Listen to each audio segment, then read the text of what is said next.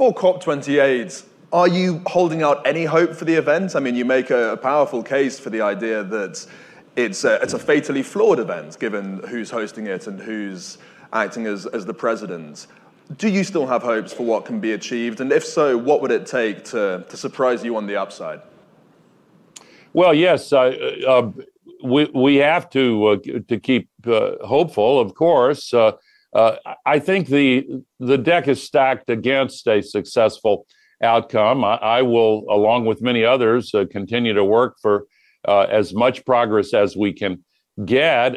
A successful COP outcome would commit the world to phasing out fossil fuels in line with the latest science so we can meet the goals of the Paris Agreement. Of course, agreement on phasing out fossil fuels would, at this point, be a victory. The industry is against it. The petrostates are against it. One of theirs has the gavel and is in charge of what happens. But phasing out fossil fuels, even if we can get that, is really only the bare minimum. This is something that we should have agreed to decades ago. The climate crisis is a fossil fuel crisis. In contrast, language that just says we should eventually decrease our fossil fuel consumption and slowly phase down fossil fuels, that's woefully insufficient. We have a global emergency.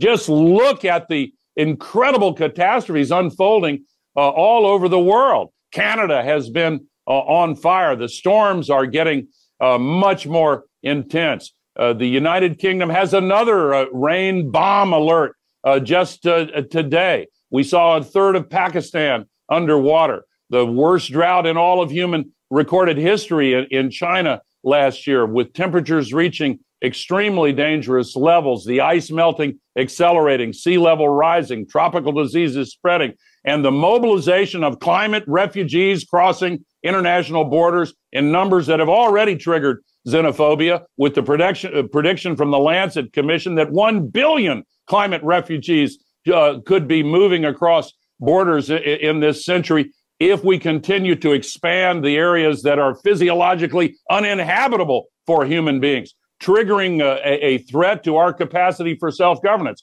We have the solutions in our hands. We need to remove the political obstacles and opposition being put in place by the fossil fuel companies. They've used their legacy network of financial and political ties and lobbying and campaign contributions and the revolving door and the demand for continued government subsidies for the destruction of humanity's future. When are we going to wake up? The good news is people around the world are waking up, and they're recognizing with the appointment of this COP presidency, it reveals the practice that's been underway for quite some time. By the time of the Glasgow COP, fossil fuel companies already had a larger number of delegates than the largest national delegation. And by last year in Egypt at COP27, the fossil fuel participants were more than those of the 10 most climate affected countries all combined. And now they are formally in charge. It takes off the disguise. It reveals the reality that we've been wrestling with for quite some time. We need to change the rules so that one petrostate or one fossil fuel company can't stand up and say, no, I won't permit that. You need unanimity. So I won't agree to it because I want to continue racing greedily for more and more profits while we continue filling the sky. This image behind me, Simon, is a picture from the space station of how thin the troposphere. The blue is where the oxygen refracts the light. You could walk to the top of that blue line in an hour if you walked fast. That's what we're using it as an open sewer. And the accumulated amount is now trapping as much extra heat as would be released by 750,000 Hiroshima-class atomic bombs exploding on the Earth every 24 hours.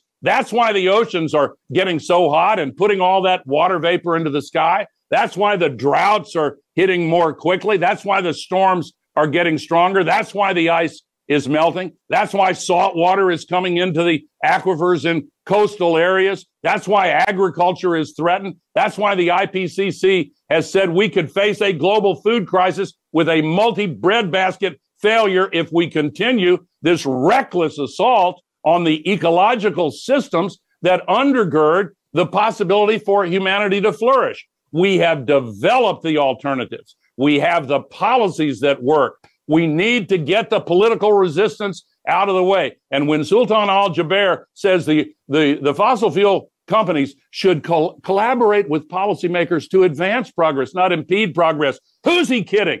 Do they take us for fools? Don't they realize we can see with our own eyes and hear with our own ears that they are impeding progress? Their job is, they see their job as to prevent the implementation of any policies that would reduce the production and consumption of oil by a single barrel, by gas by a single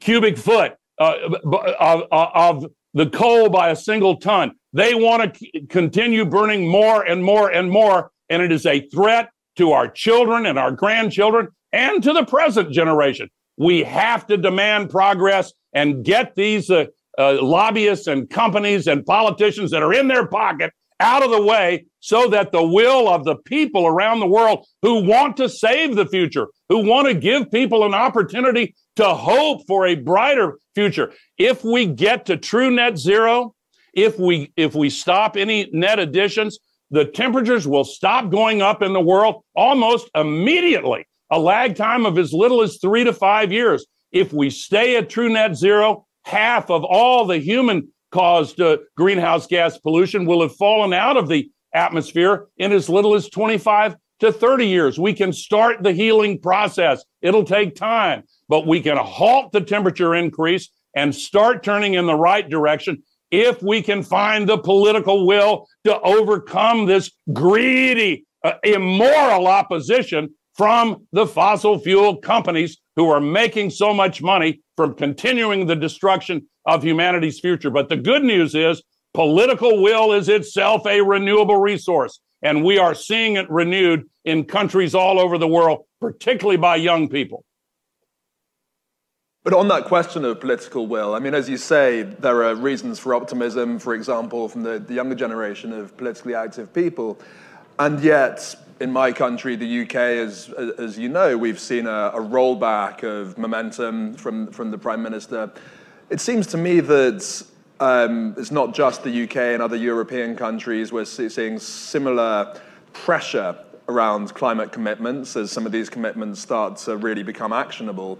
In the US, as you say, transformational legislation in the form of the Inflation Reduction Act last year, but who knows what's going to happen next year with the presidential election, and it's possible that momentum could go into reverse in this country as well. How do you feel about, leaving aside the political activists, but in terms of the people who are actually running the governments of the world at the moment, is that political will there?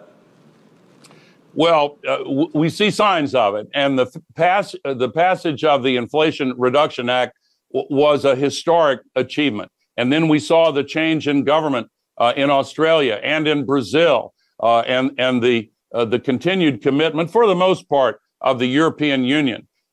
We are seeing some signs of legitimate progress, but we have to deal with the deception and the falsehoods of the large polluters. For example, in your recent interview with the head of the Abu Dhabi company who heads the COP, he said his company has decarbonized. What? Again, do you take us for fools?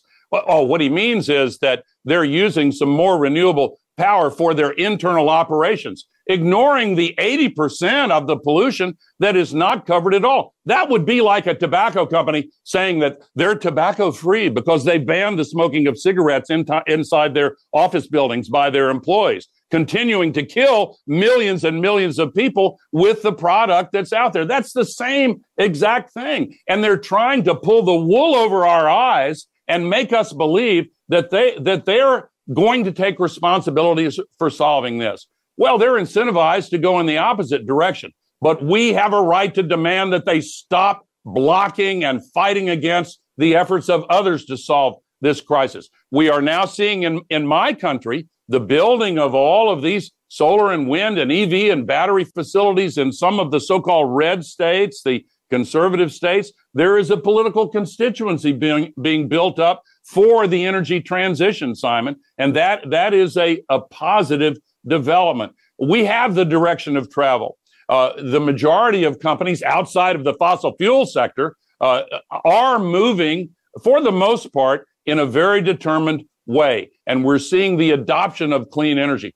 Not only in the U.S., India last year, the most populous country in the world, people are surprised when they hear that of all the new electricity generation installed in India last year, 93% was solar and wind. We are seeing progress, but we have got to clear these obstacles out of the way, and we have got to reform the system for allocating capital globally so that the developing countries are not walled off from access to borrowing the money and capitalizing this green energy revolution.